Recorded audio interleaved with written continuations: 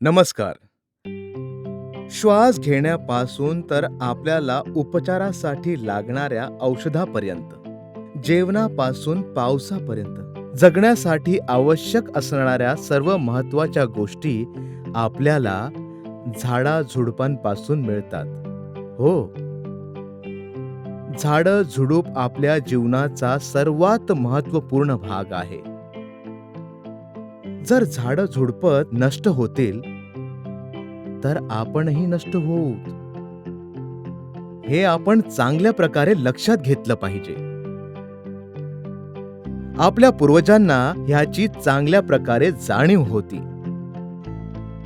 आणि म्हणूनच त्यांनी झाडं, झुडपं, नद्या आणि वनसंपदेला देवतुल्य समजून त्यांची पूजा करण्यास सांगितलं. आपल्या भारतीय परंपरेमध्ये पिंपळ आणि तुळशीची पूजा अनिवार्य आहे.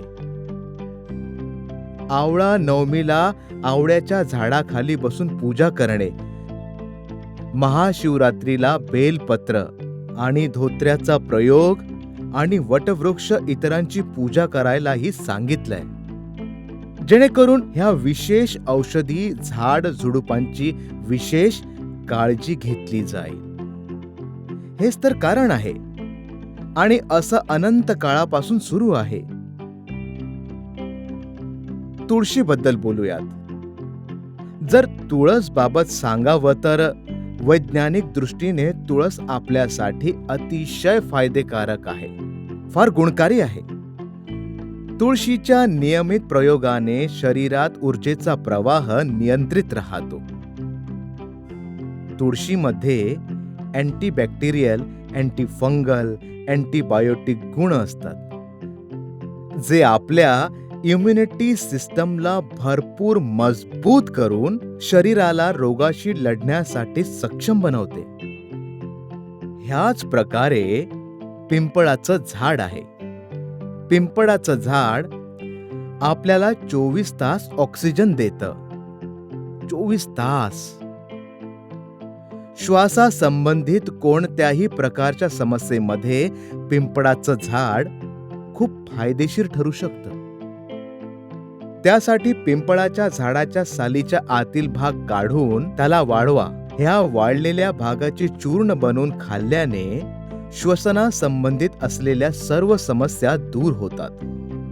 पिंपळाच्या पानाचा प्रयोग बद्धकोष्ठ आणि गॅस सारख्या समस्येमध्ये औषध म्हणून केला जातो. पिंपळाच्या पानांना पित्तनाशकही म्हटलं जातं, म्हणून पोटाच्या समस्येमध्ये हाच प्रयोग लाभदायक ठरतो. ह्याच्या कवळ्या पानांचा रस काढून सकाळ संध्याकाळ 1 चमचा पिल्याने पित्ताच्या सोबतच इतरही समस्या समाप्त होतात. त्याच प्रकारे आवळा आपले डोळे आणि केसांसाठी खूप फायदेशीर असतो. झाडांवर गुच्छांमध्ये लागणारा हा आवळा व्हिटॅमिन सी ने भरलेला असतो. ह्या सोबतच ह्यात कॅल्शियम, आयरन, फॉस्फरस, फायबर आणि कार्बोहायड्रेट ही पुरेशा मात्रांमध्ये असतात. हाच आवळा शरीरातील घाण साफ करण्यात आणि वजन कमी करण्यासाठीही खूप फायदेशीर ठरतो. दररोज ह्याचे सेवन केल्याने शरीरात घाण साचत नाही. आवळ्यामध्ये असलेला अँटीऑक्सिडंट गुण रेटिनासाठी खूप फायदेशीर असतो. हा डोळ्यात होणारी जळजळ कमी करतो आणि सोबतच डोळे तीक्ष्ण करण्यात खूप लाभदायक आहे. ह्याच प्रकारे कडुलिंब ही औषधी गुणांनी भरलेला असतो. ह्याच्या पानांपासून तर ह्याच्या बियापर्यंत सर्व काही अत्यंत उपयोगी असतात.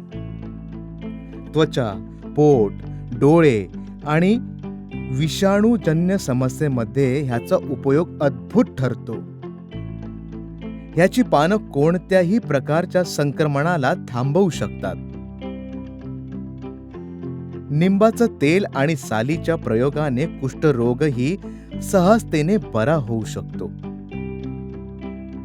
ह्याच प्रकारे जर एखाद्या व्यक्तीला सतत सर्दी, खोकला यासारख्या समस्या होत असतील तर त्यांनी गिलोयच्या रसाचं सेवन करावं.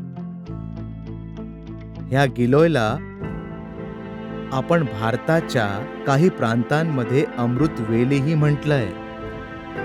दररोज सकाळी ह्याचा रस पिल्याने खोकल्यापासून बराच आराम मिळतो आणि गिलोयमध्ये ही अँटीऑक्सिडंट गुण असतात जे भयंकर रोगाशी लढून शरीराला निरोगी बनवते. हा जो गिलोय आहे ना, गिलोय हा किडनी आणि लिव्हर मधून विषारी पदार्थांना बाहेर काढून टाकतो. हो, आणि रक्ताला स्वच्छ करतो. नियमित रूपाने गिलोयचा रस पिल्याने रोगांशी लढण्याची आपली जी क्षमता आहे त्यामध्ये वाढ होते. गिलोयच्या पानांचे सेवन कधीही करायचे नाही. फक्त आणि फक्त ह्याच्या देठांचाच प्रयोग केला पाहिजे. ह्याच प्रकारे जांभूळ, अमलताश, कचनार, पुदिना, हळद इतरही अत्यंत लाभदायक आहेत आणि म्हणूनच आपल्याला ह्या सर्व गुणकारी झाडाझुडपांशी कोणत्या ना कोणत्या परंपरेअंतर्गत जोडलेलं आहे, कारण ही पूर्णपणे विज्ञानमय प्रणाली आहे जी आपल्याला जीवनासाठी अत्यावश्यक आहे. म्हणूनच मी तुम्हा सर्वांना निवेदन करतो की प्रकृतीवर प्रेम करा, प्रकृतीचा सन्मान करा, प्रकृतीचं संरक्षण करा, कारण ही जी प्रकृती आहे आपणा सर्वांसाठी ईश्वराने दिलेलं वरदान आहे. धन्यवाद.